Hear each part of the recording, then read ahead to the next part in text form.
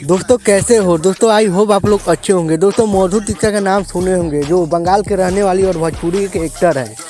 दोस्तों कुछ दिन पहले मधु तिक्का का एक वीडियो वायरल हुआ था, जिस वीडियो में दिखाया गया था वो अपने बॉयफ्रेंड के साथ चूमा चाटी कर रही है। तो दोस्तों मैं आपको बता दूं कि वो वीडियो वायरल होने के बाद फिर उसके 2-4 दिन बाद एक और वीडियो वायरल होता है, उस वीडियो में मधु तिक्का कपड़ा चेंज कर रही थी, तब उसका बॉयफ्रेंड वीडियो बना रहा था।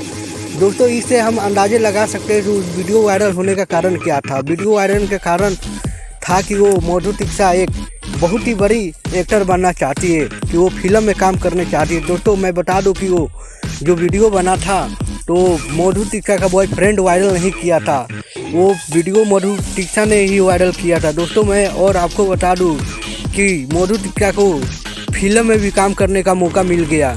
दोस्तों आप कमेंट करके बताना कि ये गलत हुआ कि सही हुआ।